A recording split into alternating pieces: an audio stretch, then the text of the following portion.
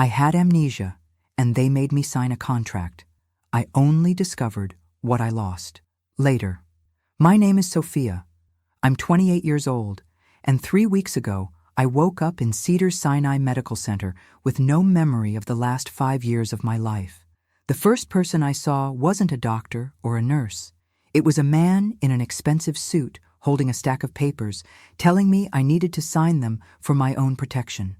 I was so confused, so desperate for someone to help me understand what had happened, that I signed without reading a single word. That signature would cost me everything I'd ever worked for. Before we dive into this nightmare, let me ask, where are you watching this from? Your living room? Your car? Maybe during a work break? Wherever you are, please hit that subscribe button because this story gets more twisted than you can imagine, and I need you here for every shocking revelation. The accident that stole my memories happened on the Pacific Coast Highway. That much I learned from the police report. A head-on collision with a drunk driver who ran a red light in Malibu. The impact left me in a coma for 6 days, and when I finally opened my eyes, the last thing I could remember clearly was my college graduation 5 years earlier. "Miss Anderson, thank God you're awake," the man in the suit had said, his smile too bright for a hospital room. He was probably in his 50s, with silver hair and the kind of tan that comes from expensive vacations. "I'm Richard Hayes, your family's attorney. We've been so worried about you." Family attorney? I didn't remember having enough money for a family attorney, but then again, I didn't remember much of anything. My head felt like it was wrapped in cotton, and every thought required enormous effort. "I don't understand," I'd whispered, my throat raw from the breathing tube they'd recently removed. "What happened to me?" "A terrible accident, but you're going to be fine. The important thing now is protecting your assets while you recover." He'd pulled out an expensive-looking pen and placed the papers on my hospital bed table. "These documents ensure that your business interests are properly managed during your rehabilitation." Business interests? I remembered being an art student, working part-time at a coffee shop to pay for school. When had I acquired business interests? "I'm sorry, but I'm really confused. Can you explain what these papers say?" Richard's expression had remained perfectly sympathetic, but something flickered in his eyes. Impatience, maybe, or calculation. "Of course, dear.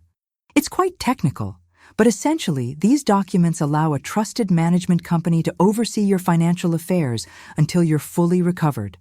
It's standard procedure for someone in your situation." "What situation?" "Well, you're a very successful woman, Sophia. You own Anderson Creative Studios, one of the most prominent art galleries in West Hollywood. You have properties, investments, employees depending on you. Without proper management, everything could fall apart while you recover." I stared at him, trying to process this information. I owned an art gallery? I had employees? The disconnect between what he was telling me and what I remembered was so vast it made my head spin. "Can I see some identification? Just to be sure you are who you say you are?" Richard had chuckled, a sound that didn't reach his eyes. "Of course you're being cautious. That's good." He'd shown me a business card and a driver's license, both bearing his name and the logo of Hayes & Associates, attorneys at law. The documents were dense with legal language that might as well have been written in a foreign language. Terms like power of attorney, asset management, and fiduciary responsibility swam before my eyes. My head was pounding, and the nurses kept coming in to check my vitals, making it impossible to concentrate. "I'm sorry, but this is a lot to take in. Maybe I should wait until I'm feeling clearer. Sophia, I understand this is overwhelming, but time is of the essence here. Your gallery has 3 major exhibitions opening next month, and there are contracts that need to be signed, payments that need to be made. If we don't act quickly, you could lose everything you've worked so hard to build." The urgency in his voice, combined with my disorientation and the throbbing pain in my skull, created a perfect storm of vulnerability. I was a woman with no memories, being told I had a life and business I couldn't remember, with someone who claimed to be protecting my interests. What exactly am I signing? Temporary management agreements. They'll expire in 6 months, by which time you should be fully recovered. Think of it as insurance for your empire. Empire. The word felt foreign and exciting at the same time. I'd always dreamed of success in the art world, and apparently I'd achieved it, even if I couldn't remember how. I signed the papers. Richard had seemed genuinely relieved as he gathered the documents back into his leather briefcase. "You've made the right choice, Sophia. Focus on getting better and don't worry about anything else. We'll take care of everything." After he left, I'd asked the nurse about my belongings. What I got back was confusing. An iPhone with a cracked screen, a Louis Vuitton purse I didn't remember buying, and a wallet containing credit cards in my name, but for banks I didn't recognize. The phone was locked with a passcode I couldn't remember, and when I asked the staff to help me contact my family, I discovered something that made my blood run cold. I was listed as having no emergency contacts except for Richard Hayes. "Are you sure?" I'd asked Dr. Chen, the neurologist overseeing my care. "No family at all? According to your medical records, Mr. Hayes is your designated emergency contact and healthcare proxy. He's the one who authorized your treatment." That night, as I lay in my hospital bed staring at the ceiling, I tried to piece together the fragments of my life. I remembered growing up in a small town in Oregon, remembered my parents dying in a car crash when I was 21, remembered struggling through art school on scholarships and student loans. But everything after graduation was a complete blank. The next morning, a young nurse named Maria came to check on me. She was probably in her 20s, with kind eyes and a gentle manner that reminded me of someone I couldn't place. "How are you feeling today, Miss Anderson?" "Confused, lost. Like I'm living someone else's life." Maria glanced around to make sure we were alone, then leaned closer. "Can I ask you something? That man who was here yesterday, the lawyer, how long have you known him?" I'm not sure. Why?" "It's probably nothing. But I've been a nurse here for 3 years, and I've never seen someone push so hard for signatures from a patient with a traumatic brain injury. Usually families and lawyers wait until the patient is more stable." Her words sent a chill down my spine. "What are you saying?" "I'm saying maybe you should have someone else look at whatever you signed. Someone who doesn't have a financial interest in your decisions." After Maria left, I couldn't shake the feeling that something was terribly wrong. But I was trapped. No memories, no family, no one to turn to except the very person who might be taking advantage of me. It would be 2 more weeks before I discovered just how wrong I was about everything. The rehabilitation center Richard had arranged for me was beautiful, a sprawling facility in the Hollywood Hills with floor-to-ceiling windows, marble floors, and the kind of understated luxury that screamed expensive. Too expensive for someone whose last clear memory was of struggling to afford art supplies. "This is temporary," Richard assured me as he helped me check in. "Just until you're stable enough to return to your own home. Insurance is covering everything, of course." My room was more like a luxury hotel suite than a medical facility, with a private balcony overlooking the city and amenities that seemed excessive for someone recovering from a brain injury. I should have felt grateful, but instead I felt increasingly uneasy. The staff was professional but distant, and I noticed that all my communications went through Richard's office. When I asked to use the internet to research my supposed business, I was told that screen time was limited during my recovery phase. When I requested to see financial statements or business documents, I was told those were being handled by my management team. It was like living in a beautiful prison. Dr. Martinez, the facility's head neurologist, was a woman in her 40s with intelligent brown eyes and a manner that inspired confidence. During our sessions, she helped me understand what had happened to my brain. "Retrograde amnesia can be very selective," she explained during one of our meetings. "It's not uncommon for patients to lose recent memories while retaining older ones. The brain is protecting itself from trauma." "But 5 years, Dr. Martinez? That seems like a lot." "It is significant, but memories can return gradually, often triggered by familiar places, people, or experiences. Has Mr. Hayes arranged for you to visit your gallery yet?" The question caught me off guard. "No, he said it would be too overwhelming right now." Dr. Martinez made a note in my file. Usually we encourage patients to reconnect with their lives as soon as they're medically stable. Familiar environments can be very helpful for memory recovery. That afternoon, I was in the facility's art therapy room when something strange happened. I was painting, something abstract, just letting my hands move without thinking, when suddenly I felt a rush of familiarity. Not a memory exactly, but a feeling, like muscle memory taking over. "That's beautiful," said a voice behind me. I turned to see another patient, a woman about my age with short blonde hair and concerned blue eyes. "I'm Ava. I've been watching you paint for the past hour, and you look like you've done this professionally." "I studied art in college," I said, then hesitated. "At least I think I did. Everything's so confused right now." Ava sat down beside me. "I'm here for addiction recovery, and part of my therapy is learning to trust my instincts again. And my instincts are telling me that you're not telling me the whole truth about why you're here." "What do you mean?" "Well, for starters, this place costs about $5,000 a day. Most brain injury patients go to regular rehab facilities covered by insurance.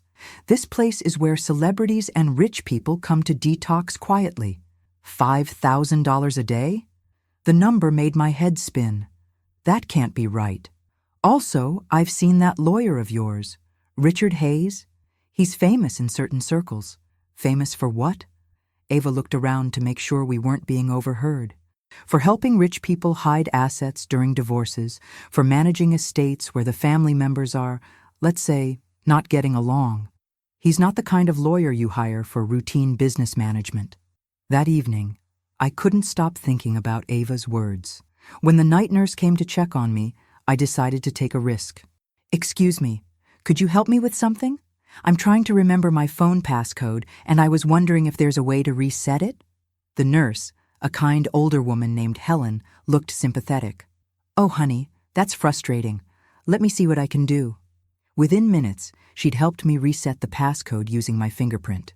My hands were shaking as the phone unlocked, revealing a world I didn't recognize. My contact list was surprisingly sparse. Richard Hayes, several numbers labeled as gallery staff, a few names I didn't recognize, and one entry that made my heart race. "Mom, do not answer." Mom? But my parents had died in college. Who was this person, and why was I programmed not to answer their calls? I scrolled through my recent messages, finding mostly business-related communications about exhibitions, art acquisitions, and gallery operations. But buried in the conversation history, I found something that made my blood run cold. A text thread with someone named Marcus from 3 months ago. Marcus: "The will is done. Everything goes to the foundation if something happens to you." Me: "I can't believe I'm doing this. What if someone contests it?" Marcus: "That's why we're being so careful. The video testimony sealed it. No one can claim you weren't of sound mind." Me: "I just hope I'm making the right choice." Richard seems to think this is the only way to protect everything from... The conversation ended there, cut off mid-sentence. I stared at the phone, my mind racing. A will? A foundation? What had I been trying to protect my assets from? And who was Marcus? I kept scrolling and found something even more disturbing.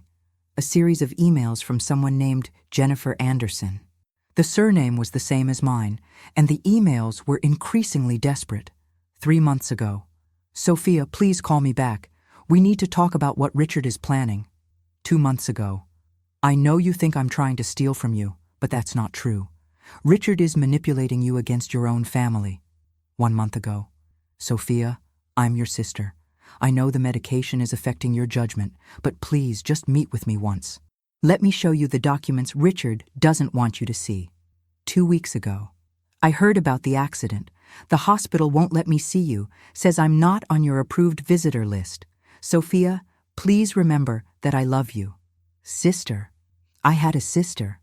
With trembling fingers, I found Jennifer's phone number and hit call. It went straight to voicemail, but the voice that spoke made something deep in my chest ache with familiarity. "Hi, you've reached Jennifer. I can't come to the phone right now, but if this is Sophia, please call me back. I've been so worried about you. I love you, and I'm not giving up on us." Tears were streaming down my face, though I didn't understand why. The voice was familiar in a way that bypassed my conscious memory and hit something deeper, something that felt like home. I looked at the contact entry again. "Mom, do not answer." But the number matched Jennifer's. Someone had deliberately mislabeled my sister's contact information to keep me from calling her. As I sat in that luxurious room, holding a phone that contained evidence of a life I couldn't remember, I realized that I wasn't just recovering from amnesia. I was a prisoner in a carefully constructed lie, and the person I'd trusted to protect me was the architect of my captivity. But the most terrifying question remained. What had happened in my life that was so valuable someone would go to these lengths to steal it from me while I was vulnerable? And how much had I already lost by signing those papers? I waited until 3 a.m. to call Jennifer back when the night shift was minimal and the facility was quiet. My hands were shaking as I dialed, and my heart was pounding so hard I could hear it in my ears. "Hello?" The voice was groggy but alert, the way people sound when they've been waiting for an important call even in their sleep. "Jennifer? This is Sophia." The silence stretched for what felt like an eternity. Then I heard a sound that made my chest tighten. Sobbing. "Oh my God, Sophia. Oh my God, you're alive. I've been calling the hospital every day, but they said you couldn't have visitors, that your lawyer had restricted access." She was crying so hard she could barely speak. "I thought I'd lost you forever. Jennifer, I need you to help me understand something. Are you really my sister?" "What? Sophia, what kind of question is that? Of course I'm your sister. I'm your twin sister." Her voice shifted from relief to concern. "What did they tell you about me?" Twin sister. The words hit me like a physical blow. "I don't remember you. I don't remember anything from the last 5 years, and Richard told me I had no family." The line went quiet, except for Jennifer's breathing. When she spoke again, her voice was cold with fury. "That son of a bitch. Sophia, listen to me very carefully. Richard Hayes is not your lawyer.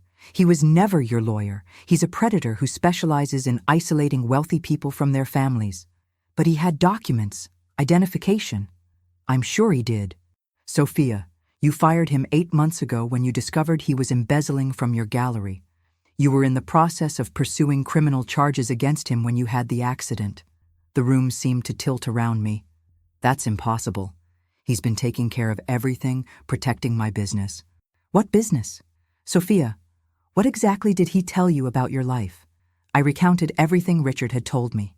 The gallery, the employees, the exhibitions, the urgent need to sign management documents. With each detail, Jennifer's silence grew more ominous.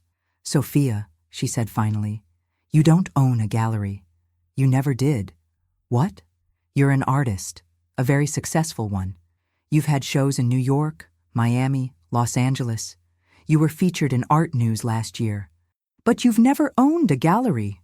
The floor felt like it was falling away beneath me. "Then what did I sign? What were those documents?" "I don't know, but I can guess. Sophia, you're worth about $12 million. Your paintings sell for 6 figures each. You have a trust fund from Mom and Dad, and you own properties in 3 states. If Richard convinced you to sign management documents..." She didn't need to finish the sentence. I understood. I'd signed away my fortune to the man who'd been stealing from me before my accident. "Jennifer, I need to see you. Can you come here?" "Where are you? They wouldn't tell me which facility you were in." I gave her the address, and she promised to be there first thing in the morning. After we hung up, I sat in the darkness of my room, trying to process the magnitude of what I'd learned. I wasn't a gallery owner. I was an artist. I wasn't alone in the world. I had a twin sister who'd been desperately trying to reach me. And the man I'd trusted was a criminal who'd manipulated my amnesia to steal my life. But as devastating as these revelations were, they also brought something I hadn't felt since waking up in the hospital. Hope. I wasn't crazy. My instincts that something was wrong had been correct. I spent the rest of the night going through my phone more carefully, finding fragments of my real life buried beneath the lies Richard had constructed. Photos of me at art openings, standing next to paintings that looked like they could have been created by the same hands that had painted in the therapy room earlier. Pictures of Jennifer and me together, 2 women who looked so alike we could only be twins, laughing at restaurants, hiking in the mountains, celebrating birthdays. How could I have forgotten her? How could I have forgotten myself? The next morning, I was in the facility's common room when I heard a commotion at the front desk. Through the floor-to-ceiling windows, I could see a woman arguing with the receptionist, a woman who looked exactly like me, but with shorter hair and wearing jeans and a paint-stained sweater. Jennifer. I ran toward the lobby, but security intercepted me. "Miss Anderson, you need to return to your room. There's someone here claiming to be your sister, but she's not on your approved visitor list." "She is my sister. I want to see her." "I'm sorry, but Mr. Hayes left strict instructions." "Mr. Hayes doesn't own me." I pushed past the security guard and ran to the lobby. When Jennifer saw me, her face crumpled with relief and joy. We looked at each other for a moment, and then something extraordinary happened. I hugged her, not because I remembered her, but because my body remembered her. The familiarity was deeper than conscious memory, embedded in muscle and bone and blood. "Ma'am, you need to leave," the security guard said, approaching us. "No," I said, still holding my sister. "She's staying. I'm checking myself out." "Miss Anderson, you can't do that without Mr. Hayes's approval?" "I absolutely can do that. I'm not a prisoner here." But even as I said it, I wondered if that was true. What legal authority had I given Richard when I signed those papers? How much control had I handed over to a man who'd been stealing from me?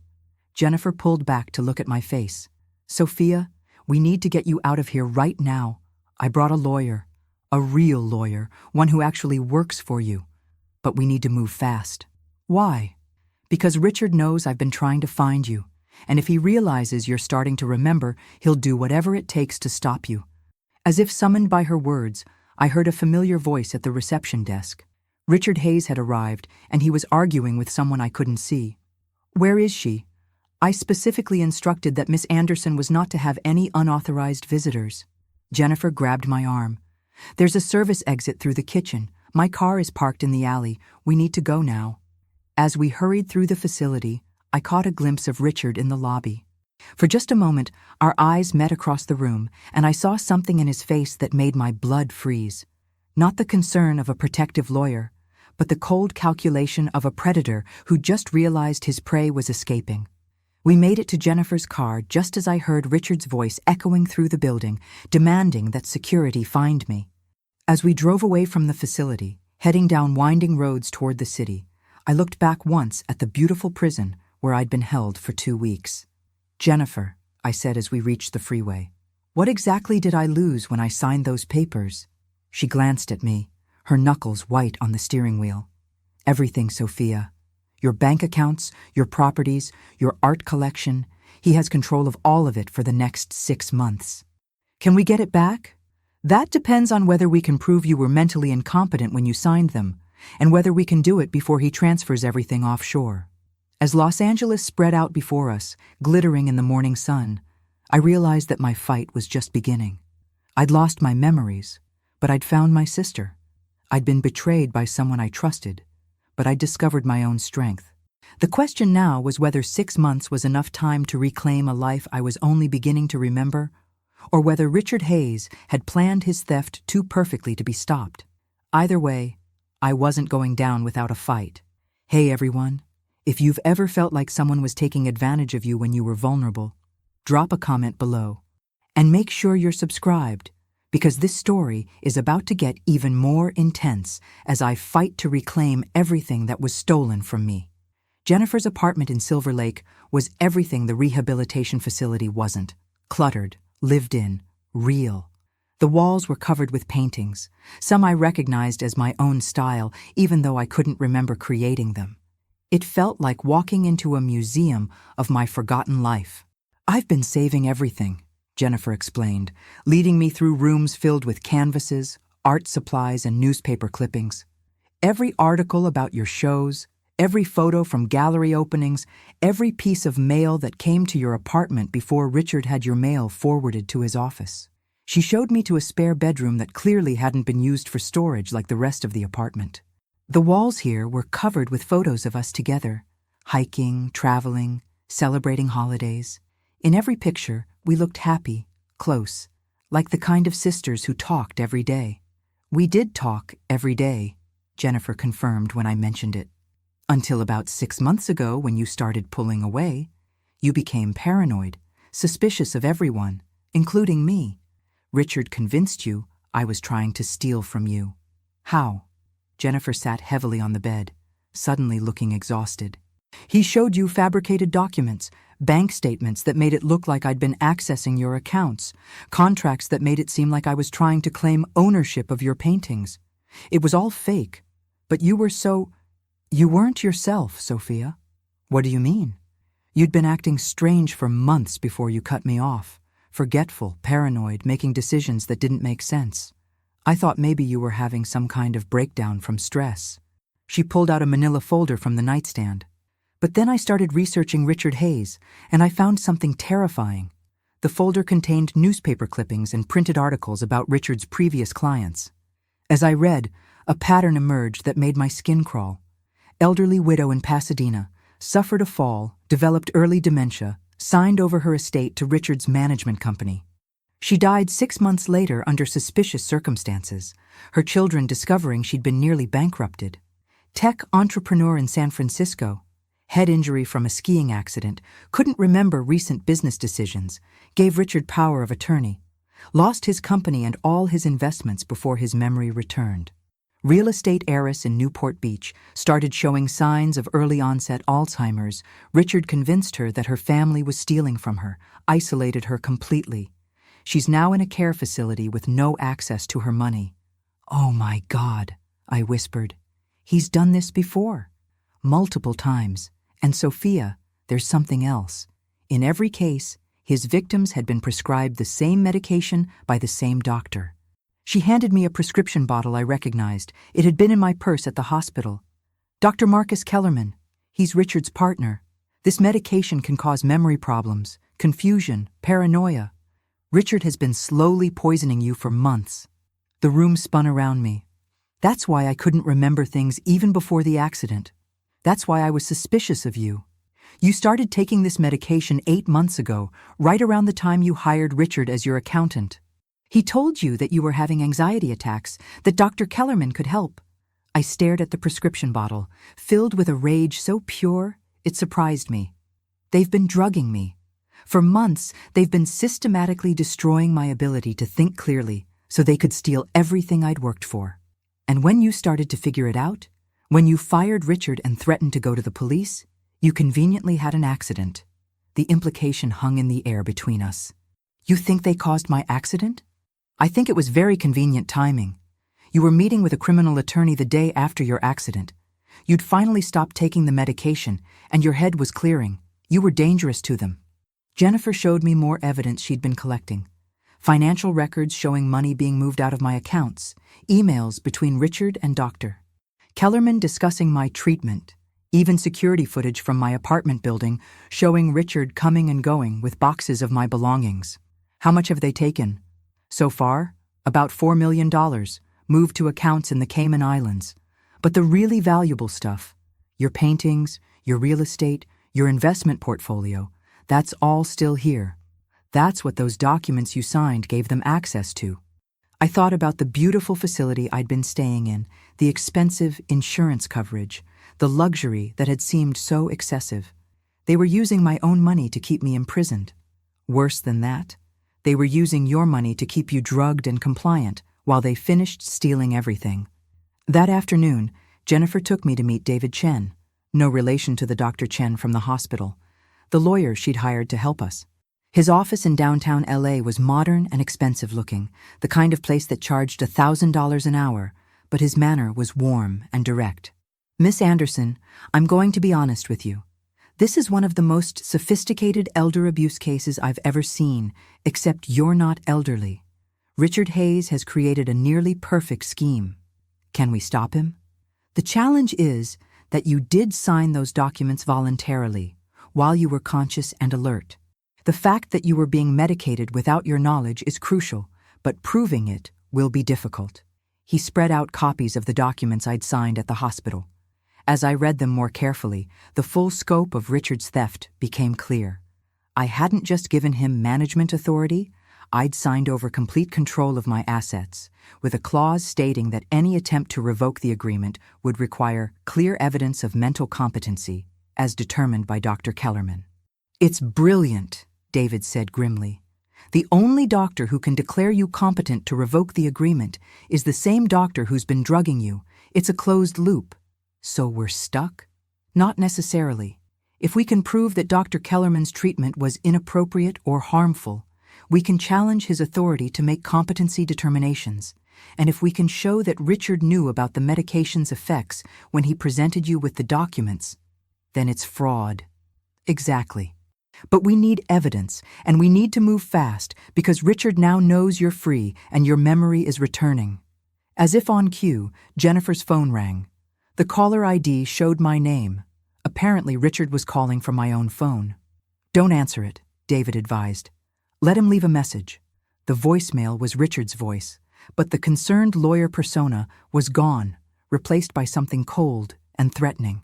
Sophia, you've made a very serious mistake. You're not well, and the people you're trusting are taking advantage of your condition. Return to the facility immediately, or I'll be forced to have you committed for your own safety. You have 24 hours. David's expression was grim. He's escalating. That's either desperation or confidence that he has enough legal authority to make good on his threats. Can he have me committed? With the documents you signed and Dr. Kellerman's medical opinions? Possibly. We need to move now. That evening, as I sat in Jennifer's apartment surrounded by evidence of a life I was still trying to remember, I made a decision that would determine everything that followed. I want to go to my apartment, I told Jennifer. I want to see my real life, not just photos and documents. I need to remember who I was before Richard Hayes tried to erase me. Jennifer looked worried. Sophia, he probably has people watching your place. It could be dangerous. Then we'll be careful. But I can't fight for a life I don't remember. I need to know who I'm fighting to save. As we prepared to venture into what might be a trap, I felt something I hadn't experienced since waking up in that hospital bed. Determination, born not from desperation, but from fury. Richard Hayes had stolen my money, my memories, my relationship with my sister, and very nearly my life itself. But he'd made one crucial mistake. He'd assumed that amnesia would make me helpless. He was about to learn just how wrong he was. My apartment building in West Hollywood was a converted 1920s mansion that had been divided into luxury units, the kind of place where successful artists and young executives lived when they wanted to feel bohemian, without sacrificing comfort. As Jennifer and I sat in her car across the street at midnight, watching for any signs of surveillance, I felt a strange mixture of excitement and terror. That's yours. Jennifer pointed to a third-floor corner unit with large windows and what looked like a small balcony. You've lived there for 3 years. You loved the light for painting. We decided to enter through the building's parking garage, using the key code Jennifer remembered me giving her months ago. To our surprise, it still worked. Apparently Richard hadn't thought to change it, or perhaps he wanted to maintain the illusion that nothing had changed. The elevator to the 3rd floor felt like a time machine. With each passing floor, I felt more anxious, as if I was about to meet a stranger who happened to share my name. The hallway was quiet, dimly lit by vintage fixtures that cast dramatic shadows on the walls. When we reached apartment 3C, Jennifer handed me a set of keys. These were hidden in my apartment. You gave them to me for emergencies. My hands were shaking as I unlocked the door. The apartment beyond was dark, but even in the dim light filtering through the windows, I could sense the space was large and open. Jennifer found a light switch, and suddenly, I was standing in the most beautiful room I'd ever seen. The main living area had 15-foot ceilings and enormous windows that looked out over the city. But what took my breath away were the paintings. Dozens of them, covering nearly every wall, abstract pieces that seemed to capture emotion in color and movement, landscapes that made familiar places look otherworldly, portraits that revealed something essential about their subjects' souls. Did I paint all of these? Most of them. Some are by other artists you collected, but the majority are yours. Jennifer moved to one particular painting, a swirling mass of blues and grays that somehow conveyed both violence and peace. This one you painted the night before you fired Richard. You called me at 2 a.m., crying, saying you'd finally figured out what he was doing to you. I stared at the painting, trying to will myself to remember creating it, but there was nothing. Just the faint sense that the brushstrokes felt familiar, like handwriting I should recognize. The rest of the apartment was equally stunning. A kitchen with professional-grade appliances, a bedroom with a king-size bed and more paintings, and what was clearly an art studio with canvases, easels, and enough supplies to stock a small art store. But it was the studio that triggered the first real flash of memory I'd experienced since the accident. As I stood among the easels and half-finished paintings, suddenly I could smell turpentine and see sunlight streaming through the windows.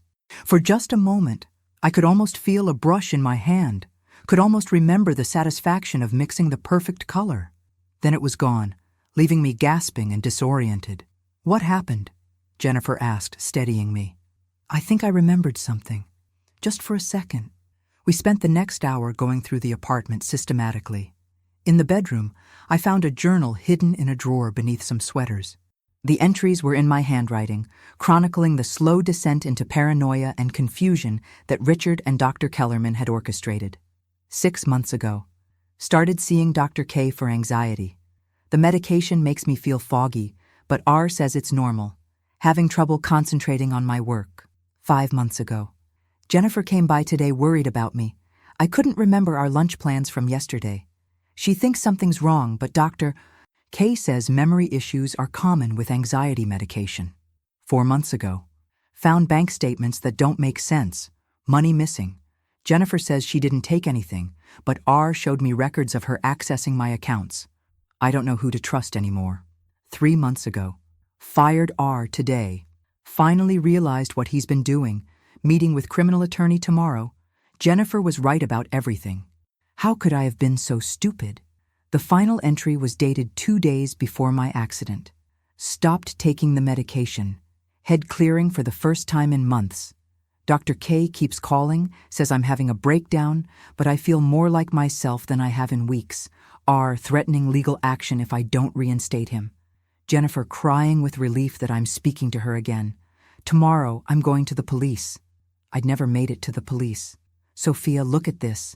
Jennifer was standing in front of a closet in the studio, holding what appeared to be a small digital recorder. It was taped under one of your easels. She pressed play, and suddenly the room filled with my own voice, but clearer and more confident than I'd heard it since waking up in the hospital. This is Sophia Anderson, and if you're listening to this, something has happened to me. It's March 15th, and I'm recording this as insurance in case Richard Hayes or Dr. Marcus Kellerman try to hurt me. I've discovered that they've been systematically drugging me with medications that cause memory loss and paranoia. They've stolen over $3 million from my accounts, and they're planning to steal more. I have evidence hidden in 3 locations. The recording went on to detail bank account numbers, locations of hidden documents, and even video evidence of Richard removing paintings from the apartment without permission. My past self had been preparing for war. She was smart, I said, referring to my former self as if she were someone else. Even while they were poisoning her, she was fighting back. We spent the rest of the night following the clues in the recording. Hidden behind a bathroom mirror, we found copies of fake bank statements Richard had shown me to turn me against Jennifer. Taped under a kitchen drawer were photographs of Richard and Dr. Kellerman together, clearly social rather than professional, evidence that their relationship went beyond a simple doctor-lawyer referral. But the most damning evidence was hidden in the frame of my largest painting, a memory card containing video files. Jennifer plugged it into her laptop, and we watched security footage from my apartment building showing Richard entering my apartment multiple times, sometimes with other men who removed paintings and boxes. There was also footage from a restaurant showing Richard and Dr. Kellerman meeting with a third man, discussing what was clearly my case. The audio wasn't clear, but we could make out fragments. Increase the dosage. She's getting suspicious. Need more time. This is it, Jennifer said, her voice filled with excitement. This proves conspiracy, proves they were working together to incapacitate you. But as dawn broke over Los Angeles, our triumph was interrupted by the sound of footsteps in the hallway. Multiple sets, moving with purpose toward my apartment. They found us, I whispered.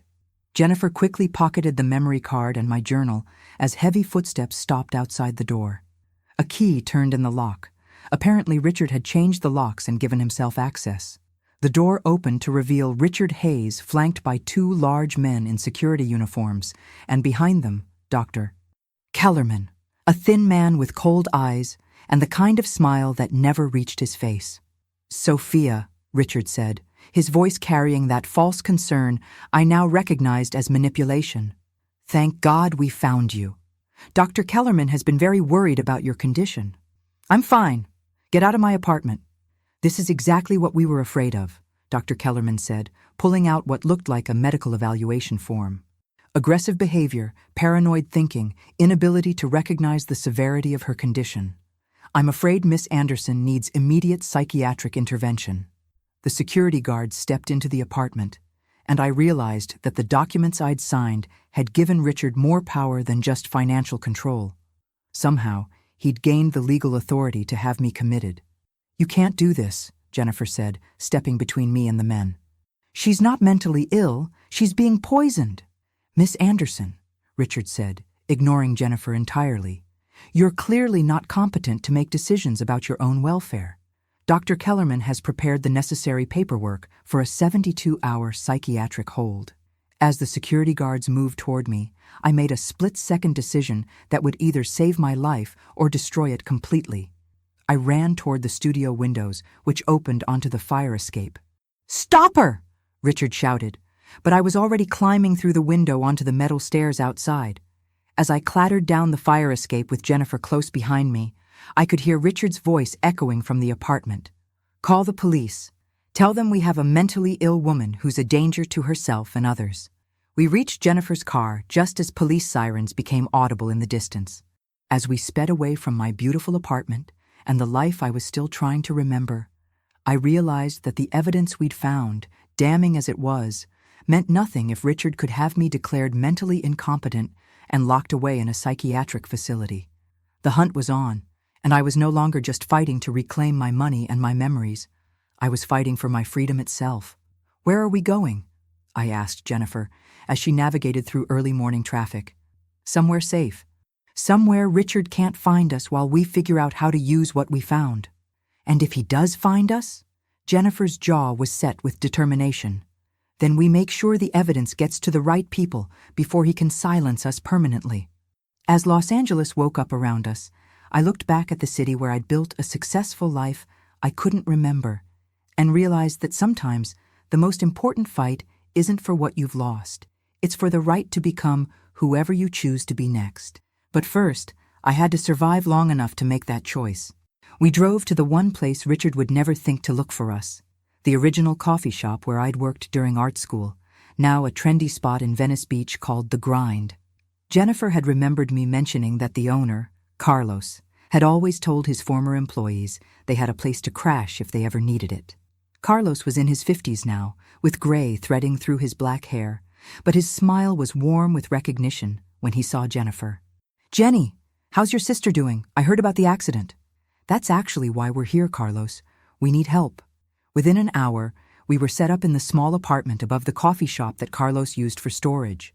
It wasn't much. A mattress on the floor, a hot plate, and a bathroom with a shower that only worked intermittently. But it was invisible to anyone looking for us. Jennifer spread our evidence across the floor like a war room. The journal entries, the photographs, the memory card with security footage, copies of the forged bank statements. Looking at it all together, the scope of Richard's conspiracy was staggering. "We need to get this to the police," I said, but Jennifer shook her head. "Not yet.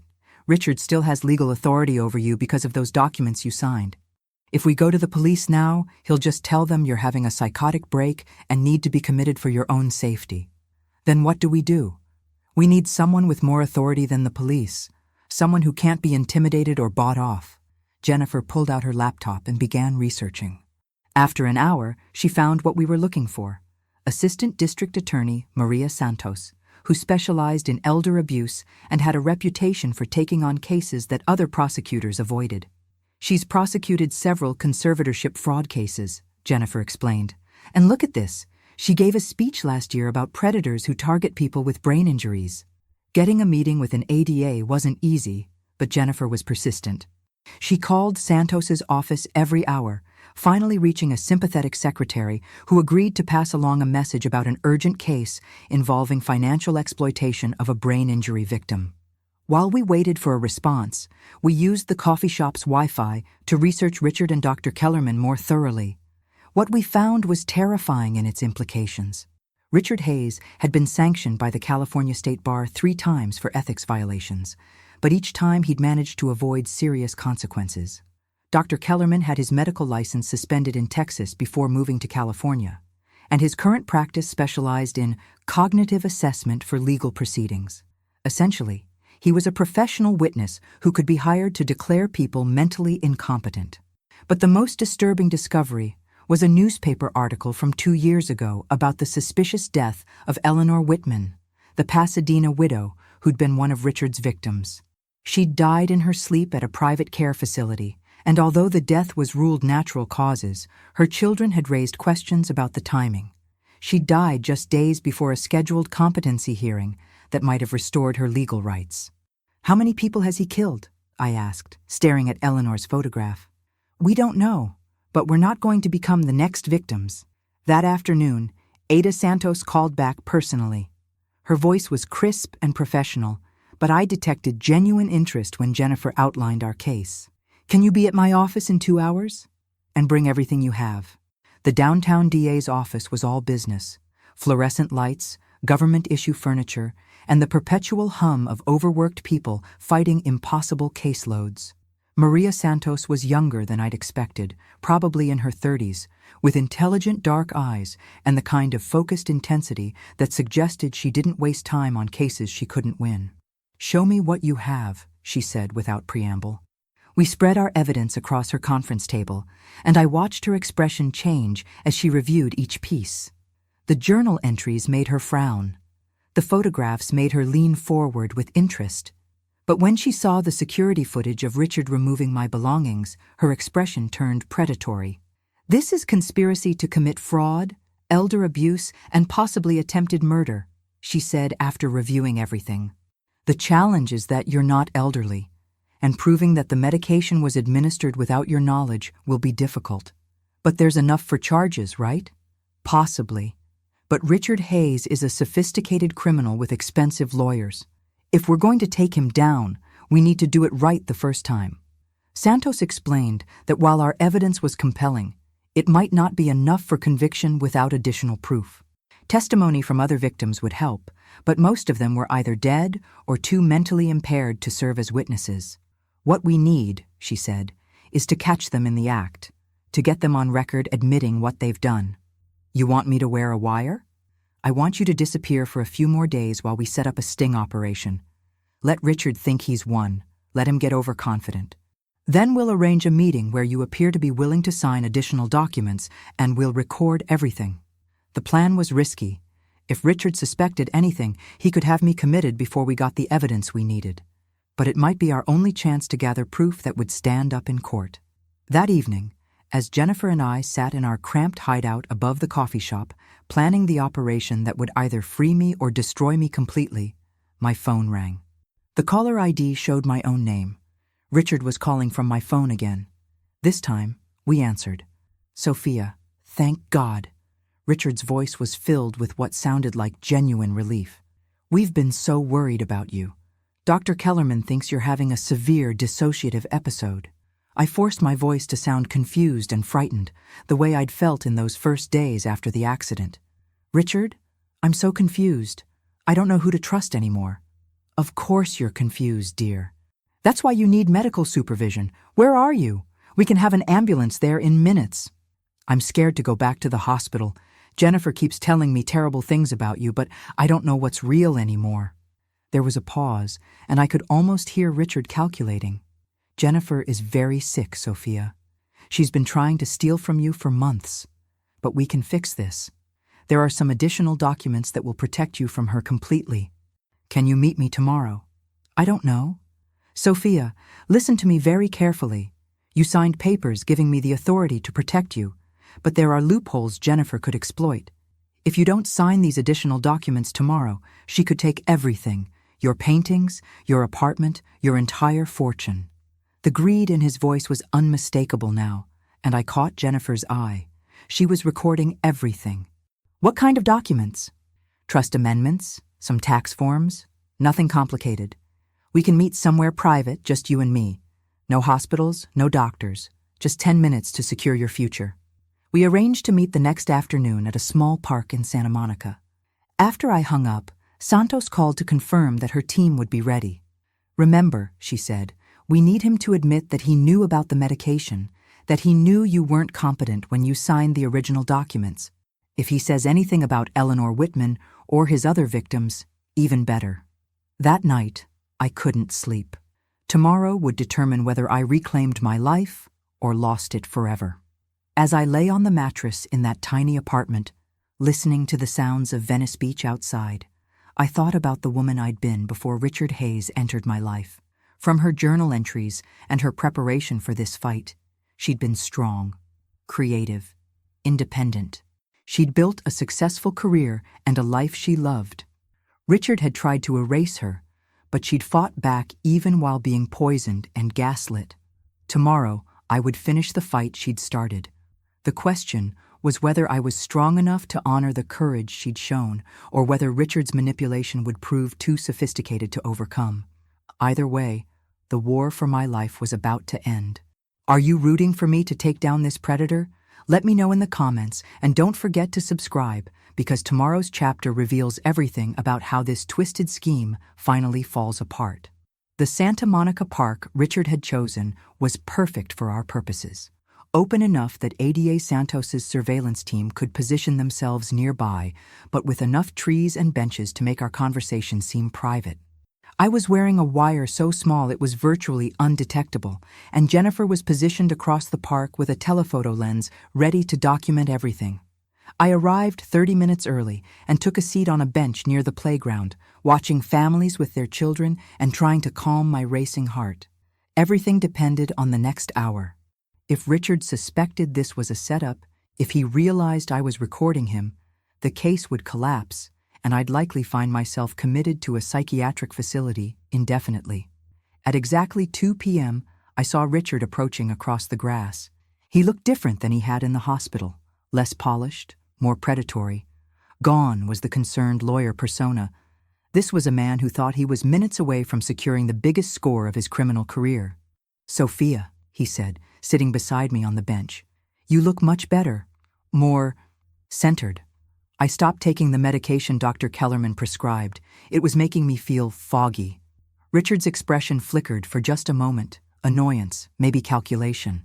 Sometimes patients discontinue their medications prematurely. Dr. Kellerman mentioned that might happen. But that's actually good news. It means you're thinking clearly enough to make these important decisions. He pulled out a manila folder filled with documents. These are the additional protections we discussed. Essentially, they create an irrevocable trust that will protect your assets from anyone who might try to claim them, including Jennifer.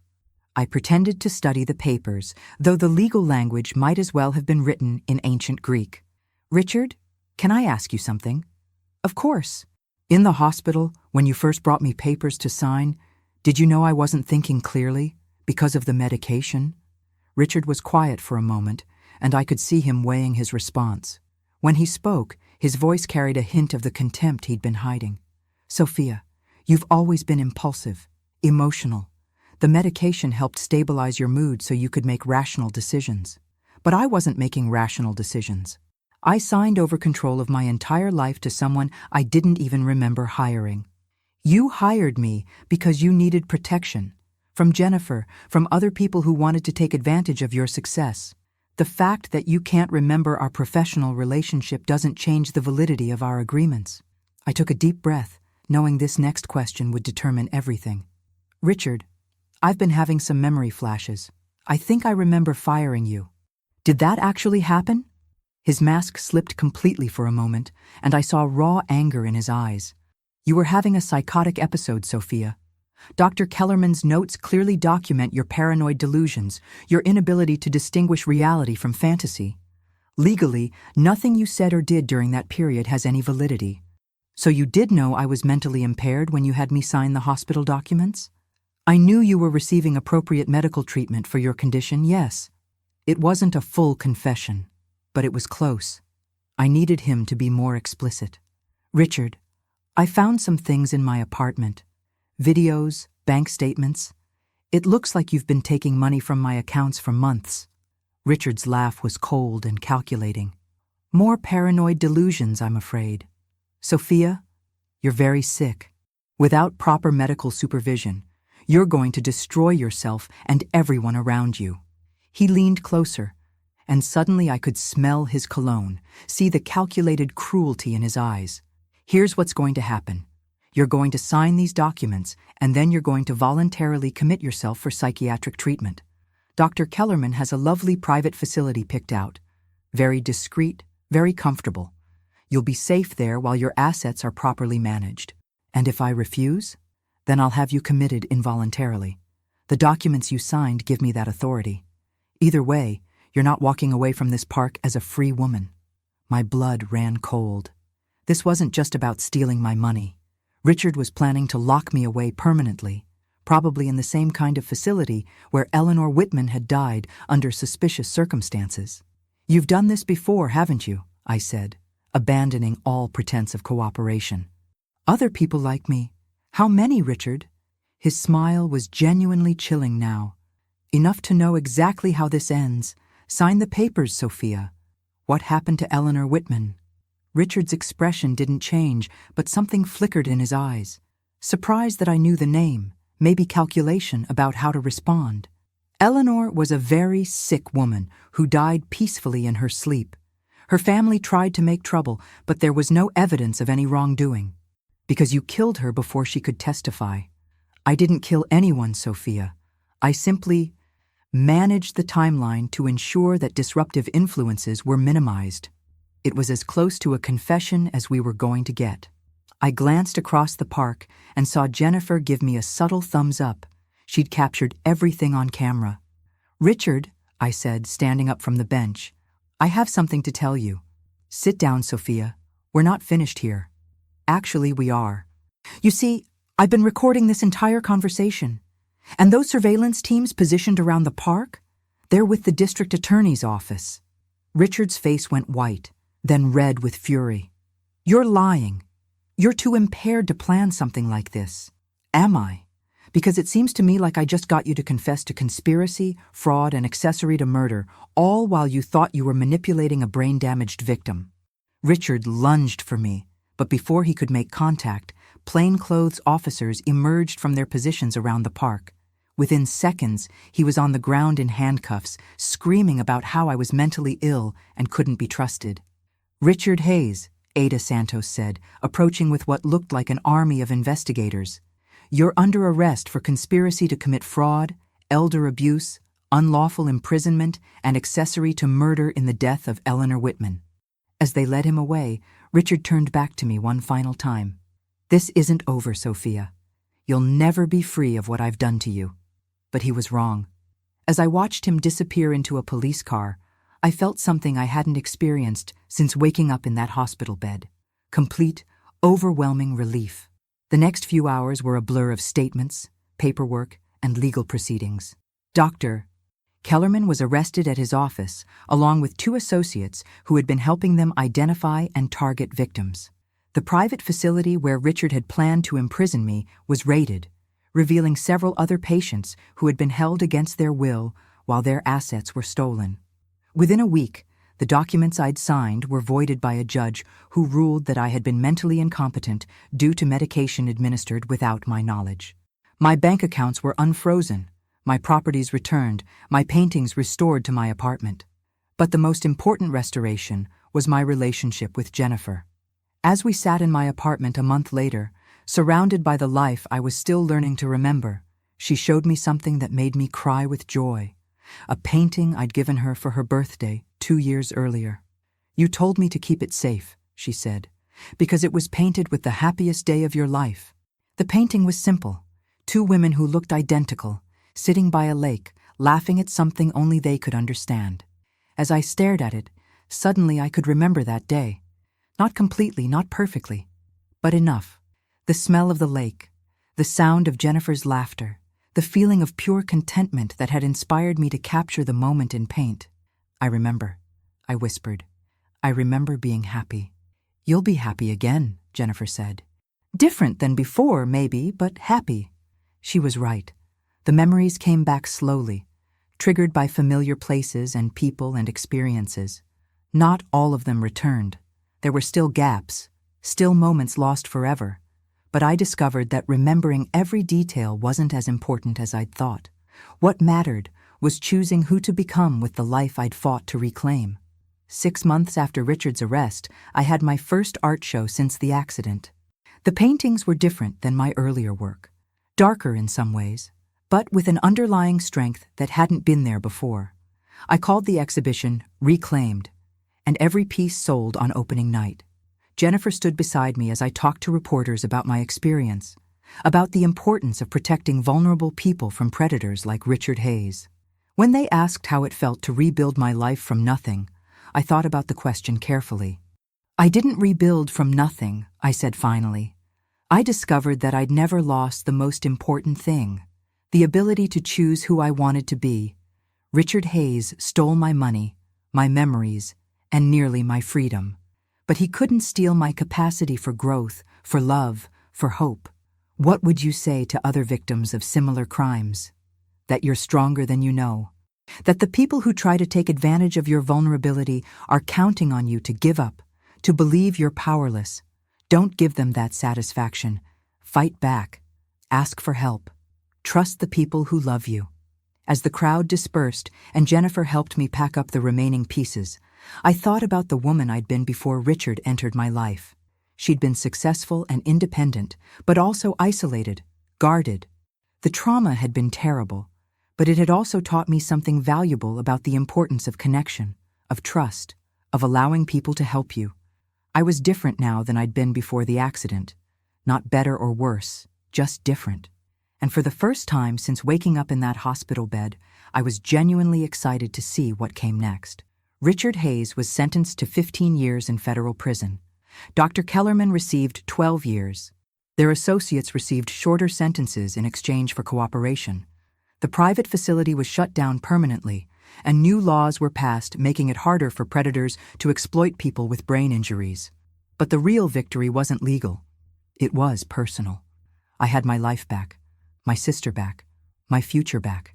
And I'd learned that sometimes the most important battles aren't fought to reclaim what you've lost, but to protect what you still have the power to become. Thank you for taking this journey with me. If my story has taught you anything, I hope it's that you're never as powerless as someone else wants you to believe. Where are you watching this from? Let me know in the comments, and don't forget to subscribe if you believe in the power of fighting back against those who would take advantage of the vulnerable. Sometimes the best revenge is simply refusing to stay a victim.